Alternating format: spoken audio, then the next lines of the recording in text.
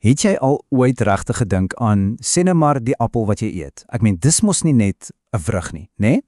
Dis die eindpunt van 'n ongelooflike reis wat iewers in 'n boord begin het en heeltemal tot op jou bord gekom het. En daai reis is deel van 'n reuse stelsel wat die hele planeet voed. Wel, vandag gaan ons presies daai storie 'n bietjie uitmekaar trek. So, hier's 'n vraag wat ons almal elke liewe dag raak, maar waaraan ons selde indien ooit dink.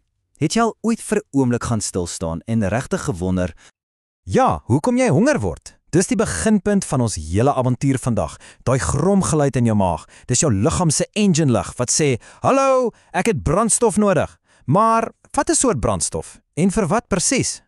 Goed, so kom ons begin by die heel basiese beginsels. Hierdie eerste deel kyk na presies dit. Hoekom kos die fundamentale brandstof is wat absoluut elke enkele ding wat ons doen moontlik maak. En wat so fascinerend is dat kos nie net een ding doen nie. Dink gou daaroor. Dis die energie wat jou laat hardloop op die sportveld. Dis die boustene wat jou vel herstel na 'n skrapie. Dis die skild wat jou immuunstelsel sterk hou. En dis die kragbron vir jou brein. So, om dit eenvoudig te stel, kos is letterlik lewe. Maar, jy sien, al daai wonderlike kos beteken eintlik niks sonder sy absolute beste vriend nie, water. Hidrasie is soos die koerierdiens van jou liggaam. Dis die water wat daai voedingsstowwe uit die kos gryp en dit aflewer presies wat dit nodig is, terwyl dit ook al die gemors uithaal. Goed, so ons weet nou hoekom ons moet eet. Die volgende logiese vraag is natuurlik, wat presies moet ons eet? En die antwoord, my vriend, lê daarin om 'n absolute wenspan vir jou liggaam te bou. Die geheim van 'n gesonde dieet is eintlik net een woord, balans. Jou liggaam het 'n hele verskeidenheid gereedskap nodig om op sy beste te werk, en daai gereedskap kom uit 5 hoofgroepe. Die doel is nie om net op een te fokus nie, maar om seker te maak jy kry elke dag so 'n bietjie van alles in. OK, so kom ons ontmoet hierdie span van naderby. Vrugte en groente? Dis jou verdedigers, die superhelde wat siektes beveg. Grane, dis jou middelveldspelers, die enginekamer wat pure brandstof vir energie verskaf.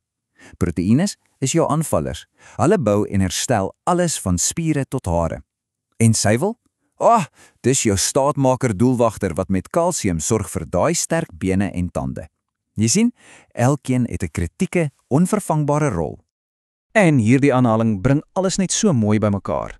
Dink daaroor, jy sal mos nooit 'n sokkerspan met net doelwagters op die veld stuur nie, of hoe? Wel, presies dieselfde geld vir jou liggaam. Jy het al die spelers nodig, al die kosgroepe, om die wedstryd van gesondheid te wen. En hier's 'n gedagte wat jou dalk net heeltemal sal uitgooi. Die kos wat jy op jou bord het, word letterlik jy. Daai stukkie hoender of daai appel word môre jou nuwe vel, jou hare en ja, selfs die bloed in jou are. Jy is heeltemal letterlik wat jy eet. Dis nogal 'n geniale feit, né? OK, so ons het nou die wat en die hoekom van eet gedek. Kom ons zoom nou 'n bietjie uit en kyk na die hoe. Hoe op aarde beland al hierdie verskillende soorte kos uiteindelik op ons borde? As ons kyk deur die geskiedenis, het ons mense basies op 3 maniere kos gekry. Eers het ons versamel. Ons het gejaag, vis gevang en plante gepluk. Toe het ons geleer om self te kweek in klein tuintjies, net genoeg vir ons eie gesinne. En vandag? Wel, vir die oorgroter meerderheid van ons is die primêre metode om dit eenvoudig te koop.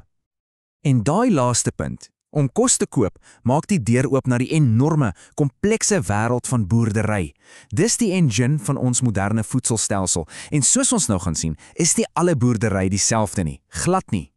In wese is daar 2 hoofsoorte boerdery. Aan die een kant het jy bestaansboerdery. Dis kleinskaals, word dikwels met die hand gedoen, en die hele doel is om net jou eie gesin te voed. En aan die ander kant het jy kommersiële boerdery. Ons praat van massiewe plase, groot masjinerie en een hoofdoel, om soveel moeite kos te kweek om vir geld te verkoop.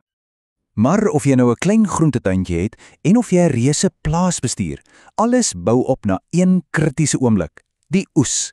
Dit is die hoogtepunt van die seisoen, die tyd wanneer al die harde werk vrugte afwerp en die kos van die land afgehaal word. En wat presies kom van hierdie kommersiële plase af? Man, so te sê alles. Saaiboerdery gee ons die grane vir ons brood en pap. Veeboerdery verskaf die proteïene en suiwel. Vleis, melk, eiers. En dan's daar selfs kontantgewasse, soos die katoen vir die klere aan jou lyf. Dis 'n ongelooflik diverse bedryf. Goed, vir ons laaste afdeling. Kom ons verbind nou al die kolletjies. Ons het nou van ons liggaam na die plaas beweeg. Nou gaan ons van die plaas na die hele wêreld. Jy sien, hierdie grootskaalse boerdery is nie net 'n manier om kos te kweek nie. Dis 'n reuse engine in ons ekonomie. Dit skep miljoene werksgeleenthede, van die plaaswerker tot die vragmotorbestuurder tot die kassier by die winkel.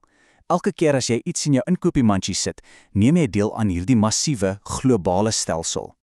Maar hierdie massiewe produksie het natuurlik 'n prys en dit dwing ons om 'n baie kritiese vraag te vra. Is dit volhoubaar? Kan ons aanhou om op hierdie manier kos te produseer sonder om die planeet heeltemal uit te put vir ons kinders en kleinkinders? Dis een van die grootste uitdagings van ons tyd. So, daar het jy dit.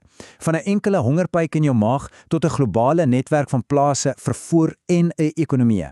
Elke maaltyd is 'n wêreldwye storie verpak op jou bord. So die volgende keer as jy gaan sit om te eet, kyk af na jou kos en vra jouself die vraag af: watter dele van die wêreld en watter mense se harde werk sien ek vandag hier voor my?